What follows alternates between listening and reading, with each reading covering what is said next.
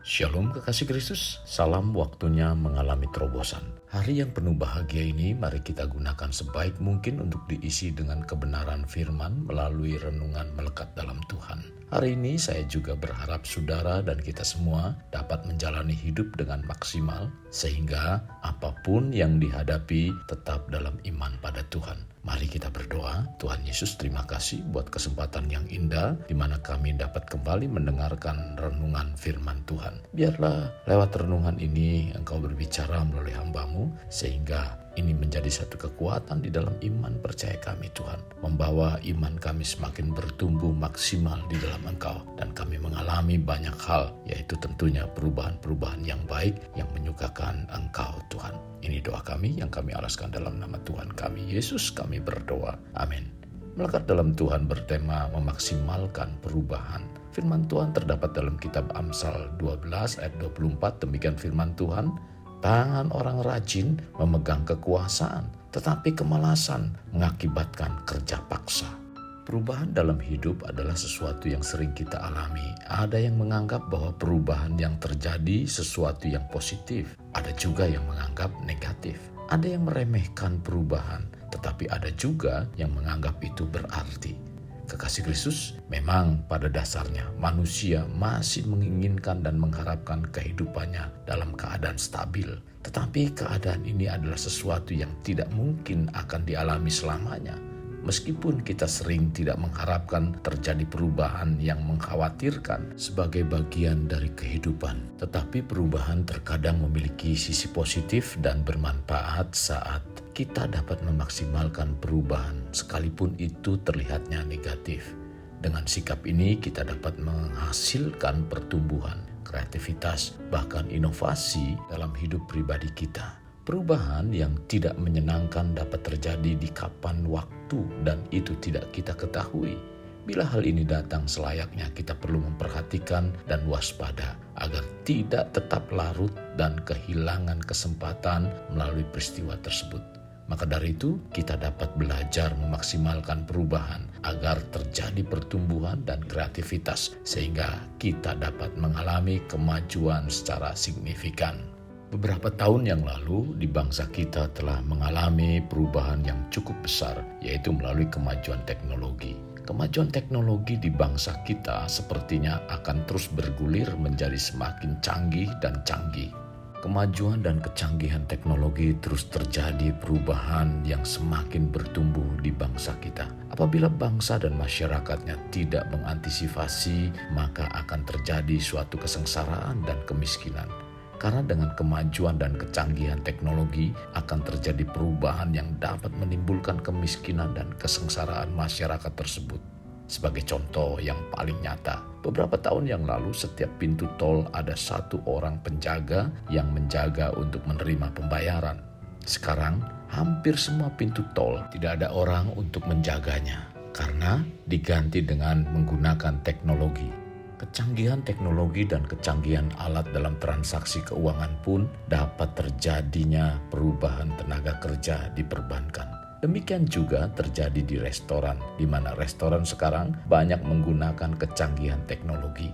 Dengan kecanggihan ini dapat mengurangi karyawan atau tidak lagi banyak menggunakan karyawan pramusaji. Karena dapat diganti dengan alat atau teknologi di mana alat tersebut dapat melayani kita untuk menunjukkan menu apa yang disukai. Bahkan pada alat tersebut dapat melakukan pembayaran dengan menggunakan kartu kredit, lalu kita tinggal menunggu dipanggil untuk mengambil makanan yang kita order tersebut.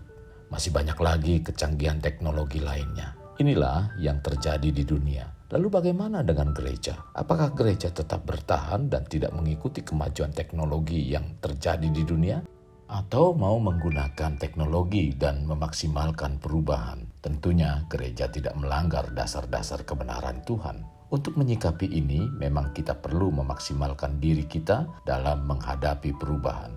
Kekasih, Tuhan menciptakan manusia masing-masing diberi potensi dalam hidupnya. Dan potensi dalam diri manusia itu sebagai kekuatan yang belum digali atau kemampuan yang belum terekspos keluar. Walau Tuhan sudah menaruh potensi dalam diri manusia, namun manusia itu sendiri tidak cukup berani, bahkan tidak yakin akan potensi yang ada pada dirinya, sehingga tidak termotivasi untuk mengeluarkan. Juga tidak ada inisiatif menggali sumber-sumber kemampuan yang belum digunakan sebagai potensi tersembunyi tersebut. Terkadang perubahan dapat menjadi alat yang vital untuk menggerakkan kekuatan yang tersembunyi, dan ini dapat dikatakan memaksimalkan perubahan yang terjadi. Kekasih Kristus, banyak di antara kita tidak mengetahui kemampuan apa yang akan kita kerjakan, bahkan juga tidak mengetahui apa yang ada pada diri kita dan apa yang akan kita lakukan. Apalagi ketika peristiwa tidak terduga terjadi. Dan ini seringkali muncul secara tiba-tiba yang mendorong kita untuk menunjukkan sesuatu yang tidak kita ketahui. Kemampuan seperti apa yang akan muncul dan ada di dalam diri kita.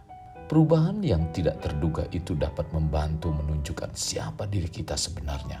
Maka untuk memaksimalkan perubahan, kita harus menantang diri sendiri agar dapat mengimplementasikan dan memaksimalkan perubahan dalam hidup. Sehingga potensi yang ada dalam diri kita akan muncul. Dengan munculnya ini akan menyingkapkan pribadi sejati pada diri kita yang dapat menuju sebuah masa depan yang lebih baik. Keberhasilan dalam melalui perubahan yang mengakibatkan krisis ditentukan oleh kemampuan seseorang dalam memaksimalkan perubahan untuk mengambil manfaat darinya. Mari kita kembangkan kapasitas yang ada untuk dapat mengelola dan menghasilkan keuntungan dari perubahan kritis terjadi dalam hidup dan sekeliling kita.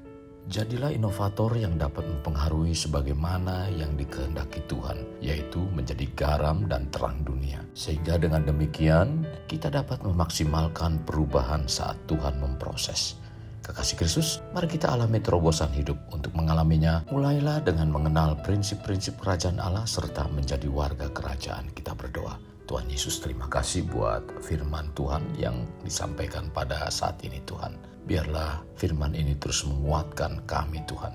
Dan sungguh saat ini Tuhan kami dikuatkan lewat kebenaran firman Tuhan yang membawa kami mengerti bahwa Tuhan menghendaki kami menjadi pribadi-pribadi yang memiliki nilai yang tinggi. Maka dari itu Tuhan, ketika terjadi satu proses perubahan dalam hidup kami, sesungguhnya kami hendak dibawa untuk menjalaninya dengan maksimal karena Tuhan hendak membawa kami menjadi orang-orang yang bernilai di hadapan-Mu Tuhan. Bukan saja bernilai di hadapan-Mu Tuhan, tetapi kami juga menjadi pribadi-pribadi yang bernilai di sekitar kami, sehingga lewat itu nama Tuhan dipermuliakan. Tuhan, terima kasih buat semuanya ini. Sekali lagi, mampukan dan kuatkan kami, bahkan lewat Roh-Mu yang kudus, bawa kami untuk senantiasa diingatkan dengan kebenaran firman-Mu, agar kami benar-benar menjadi pribadi yang maksimal di dalam Engkau Tuhan. Terima kasih Tuhan Yesus. Ini doa dan permohonan kami yang kami alaskan dalam nama Tuhan kami Yesus, kami berdoa. Amin. Kasih Kristus, mari kita akhiri dengan mengedahkan kedua tangan kita. Terimalah anugerah berkat dari Allah Bapa, kasih sayang daripada Yesus Kristus, dan persekutuan dengan Roh Kudus yang mencurahkan berkat secara rohani, berkat secara jasmani, dan berkat secara ekonomi, di mana berkat Abraham, berkat Ishak, berkat Yakub dicurahkan dan dilimpahkan dari saat sekarang sampai Maranatha tiba.